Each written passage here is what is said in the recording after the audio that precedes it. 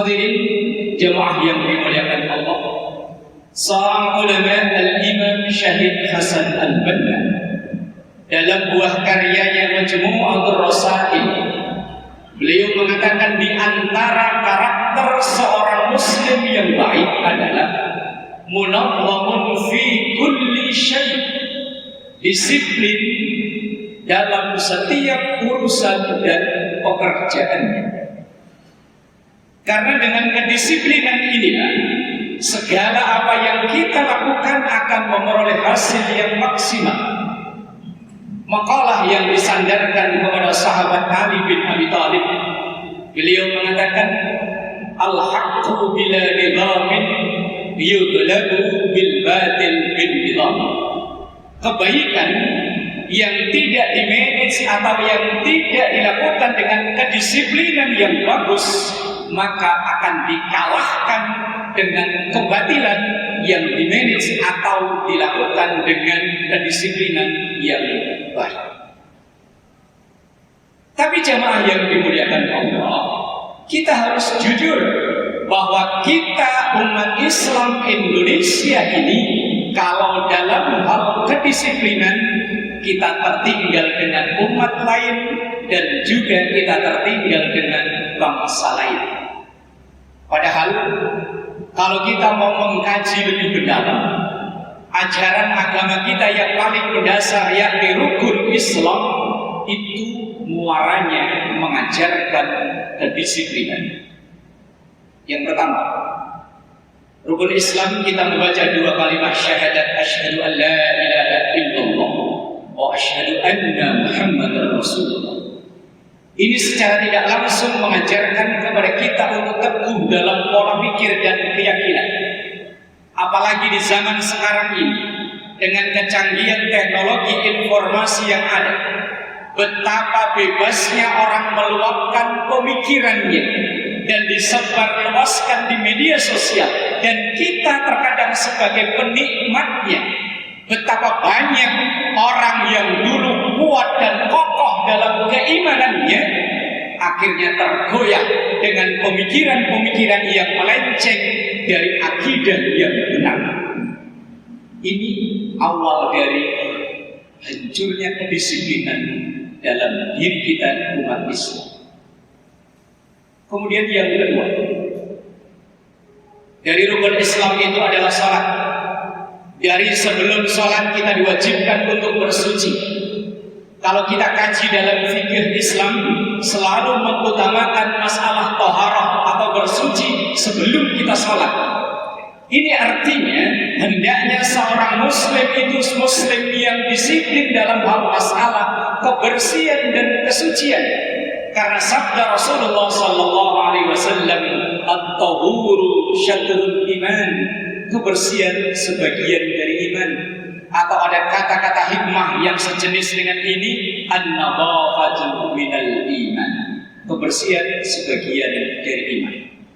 Terkadang tulisan ini, entah hadis ini atau makalah ini, ditulis dengan kaligrafi indah, ditempel di tempat-tempat tertentu, tapi sayang 1000 kali sayang, terkadang gak jauh dari tempat itu kita lihat betapa sampah berserakan di mana-mana, tidak menggambarkan sama sekali hadis atau kata hikmah yang ditulis dalam hal tersebut.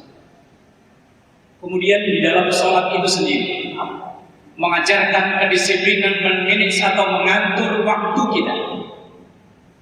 Firman Allah dalam Al-Quran, innas salata kanat 'alal mu'minina kitaban mawquta, bahwa salat itu diwajibkan kepada orang-orang yang beriman pada waktu-waktu yang telah ditentukan.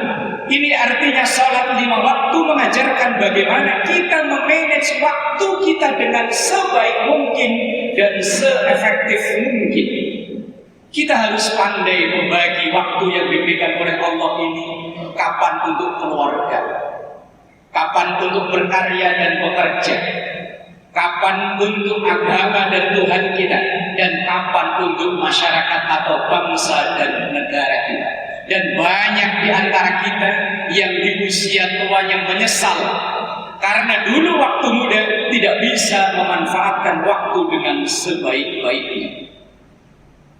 Makalah dari sahabat Ali kembali, beliau katakan, al-waqtu kas-sayf fa illam taqta'hu qata'aka. Waktu bagaikan pedang. Kalau engkau tidak bisa memanfaatkan dengan baik, maka engkau akan terluka dengan pedang itu. Waktu ini akan terus berjalan dan bergulir, maka orang-orang yang tidak bisa memanage waktu dengan baik akan siap menyesal dengan bergulirnya waktu itu.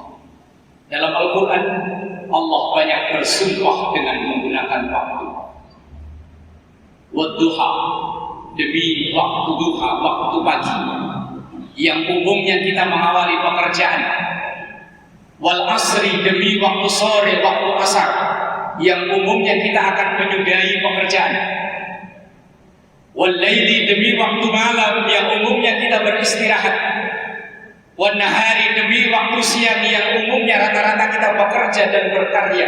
Ini seakan-akan Allah menegaskan kepada kita, orang yang bisa menempatkan kapan ia bekerja, kapan ia beristirahat, kapan untuk keluarga, kapan untuk agama, kapan untuk bangsa dan negaranya. Inilah orang-orang yang akan sukses. Rasulullah orang yang super sibuk luar biasa, tapi beliau contoh orang yang begitu pandai memanage waktunya. Allah memberikan waktu dan kesempatan kepada kita yang sama 24 jam. Tapi orang-orang yang bisa memanage dengan baik, dialah orang yang sukses. Begitupun sebaliknya. Yang ketiga dari rukun Islam adalah kita menunaikan zakat. Secara tidak langsung ini mengajarkan memanage keuangan kita dengan baik. Walaupun mungkin kita termasuk orang yang berpenghasilan besar, tapi terkadang kita hanya menuruti keinginan, bukan kebutuhan, maka saatnya nanti kita akan menunaikan zakat tidak akan mampu.